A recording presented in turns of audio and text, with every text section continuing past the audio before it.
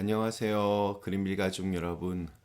오늘 수요일 아침, 오늘도 이렇게 매일 한 말씀으로 또 오늘 하루를 시작하는 모든 분들에게 좌로나 우로나 치우치지 않고 또 한눈 팔지 않으면서 오직 하나님께서 원하시는 길로 똑바로 걸어갈 수 있는 오늘 하루가 되시기를 간절히 기원합니다.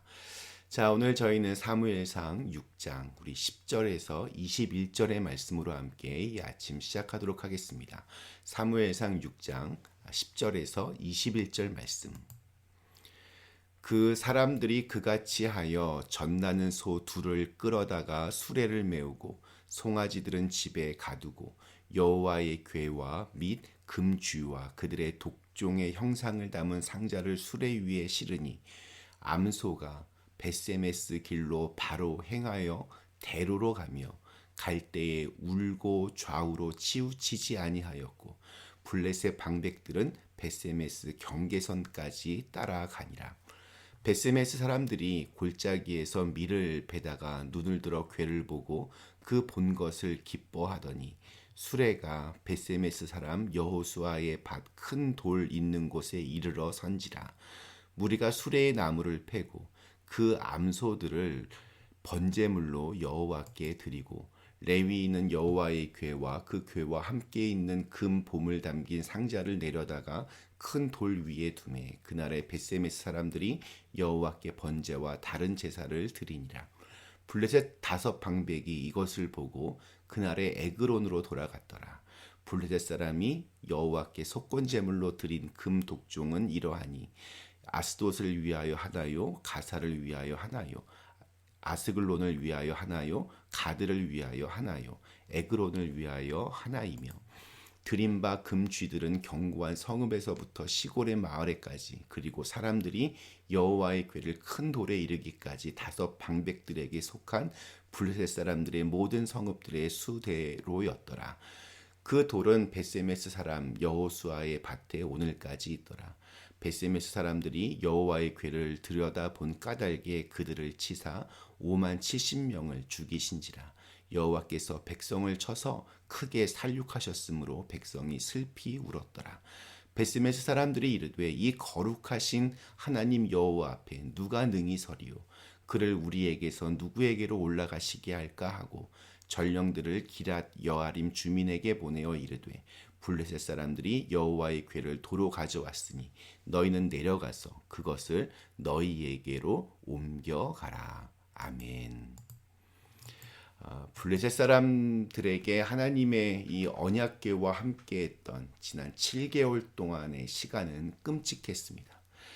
처음에는 이 귀한 물건이 자기들 것이 되어서 너무 좋았겠지만 계속되는 피해에 자신들이 더 이상은 가질 수 없다 판단하여서 이 언약궤를 결국 보내기로 결정합니다. 이 여호와의 궤, 언약궤는 암소 2마리가 끄는 수레에 놓여서 벳세메스로 돌아왔습니다. 빼앗겼던 하나님의 언약궤가 돌아왔는데 사실 이스라엘 편에서 한 일은 아무것도 없었습니다. 하나님은 당신의 영광을 당신의 계획에 맞추어 스스로 만들어내셨습니다. 여호와의 궤를 가지고 온 것은 젖나는 암소 2마리였습니다. 멍에를 메어 본 적이 없고 아직 자기 새끼에게 젖을 먹이고 있는 암소들이었습니다. 이 멍에를 메어보지 않은 소들은 그것을 하지 않으려고 합니다. 왜냐하면 멍에를 매는 것 이거 쓰리고 아주 아프기 때문입니다. 그리고 또한 자기 새끼가 있는 소들은 절대로 자기 새끼를 떠나지 않으려고 합니다. 이건 당연한 본능입니다. 블레셋 사람들은 이 소들의 본능에 기대어서 7개월 동안에 내려졌던 재앙이 과연 우연히 벌어진 일인가 아니면 이스라엘의 신 여호와 하나님이 의도적으로 그렇게 한 것인가를 테스트해 보기로 한 겁니다.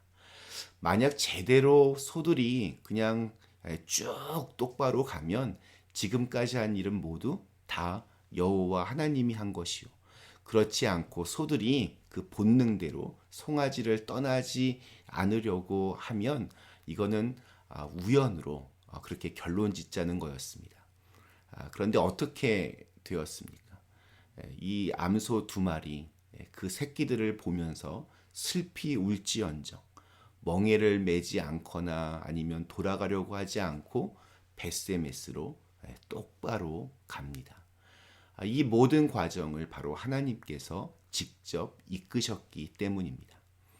우리가 눈여겨봐야 할 것은 이 암소들이 이 하나님의 언약궤를 가지고 오는데 좌우로 치우치지 아니하고 똑바로 벳세메스로 왔다는 것입니다. 12절 말씀 참 좋아하는 말씀입니다. 암소가 벳세메스 길로 바로 행하여 대로로 가며 갈 때에 울고 좌우로 치우치지 아니하였고 블레셋 방백들은 벳세메스 경계선까지 따라가니라. 울면서도 좌우로 치우치지 않고 자기의 길을 가는 이 소들의 모습이 참 감동적으로 다가옵니다. 우리도 이걸 배워야 합니다. 우리 역시 때로는 울면서도 반드시 가야 할 길이 있습니다. 가기 싫지만 가야 되는 길이 있습니다. 제대로 말씀을 이렇게 붙들고 사는 삶은 그래서 힘이 듭니다. 괴롭습니다. 외롭습니다. 많은 희생이 있어야 합니다. 14절 마지막 부분에 보면 더 충격적인 이야기가 나옵니다. 그렇게 여호와의 궤를 싣고 온 암소는 수고했다고 먹을 것을 주고 편히 쉬게 해준 것이 아니라 그리고 이제 자식들에게로 새끼들에게로 돌아가라 놔준 것이 아니라 그 자리에서 번제물로 하나님께 바쳐집니다. 우리는 말씀을 굳게 잡고 좌로나 우로나 치우치지 않으며 또 아이들과 헤어지는 아픔까지도 참으며 주를 위해 일한 후에는 그 모든 영광과 보상을 당연하게 받게 될 것이라고 그렇게 기대합니다.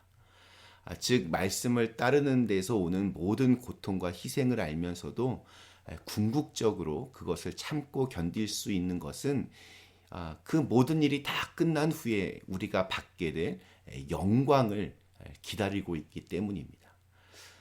그러나 복음을 지키며 일한 후에 결과로 우리에게 돌아오는 것은 기쁨의 영광이 아닌 바로 번제물로 제물이 되는 것입니다. 희생제물로 죽임을 당하고 몸은 조각조각 각이 떠지고 불에 태워져서 흔적도 없이 사라지는 것. 어찌 보면 이 땅에서 우리가 하나님의 말씀대로 살아갈 때 하나님께서 원하시는 그런 좁은 길로 걸어갈 때 우리에게 주어지는 모습일 수 있습니다. 하나님의 말씀을 이렇게 붙들고 사는 것은 어떤 영광을 바라는 것이 아니라 죽는 순간까지 그 마지막 순간까지 희생을 우리에게 요구하기도 합니다. 말씀과 함께 사는 우리의 삶은 애초부터 이 땅에서 영광을 받는 삶이 결코 아닙니다. 더 썩어지고 더 희생하고 그래서 결국은 번제의 제물이 되는 순간까지 그렇게 봉사하는 것. 이것이 하나님의 말씀을 품고 사는 그러한 올바른 삶의 자세라고 저는 생각합니다. 이런 삶을 과연 우리가 제대로 살 수 있을까? 저는 솔직히 자신이 없습니다. 그래서 그럴 수 있는 용기를 달라고 우리 모두가 늘 기도해야 합니다. 영광은 내가 받는 것이 아니라 하나님이 받으셔야 하기 때문입니다. 열심으로 주의 일을 한 후에는 어떠한 형태로든 남들이 알아주기를 바라고 또 대접받기를 원하는 우리의 체질이 180도로 변하지 않고는 이 복음의 깊은 진리는 우리의 것이 될 수 없습니다. 신앙생활은 아픔과 희생을 동반합니다. 내가 복음을 붙들고 죽어야 그 복음이 퍼질 수 있습니다. 오늘 저희가 읽은 말씀 결코 쉬운 이야기가 아닙니다. 신앙의 수준을 이렇게 상, 중, 하 따지면 최상위에 해당하는 그러한 이야기입니다.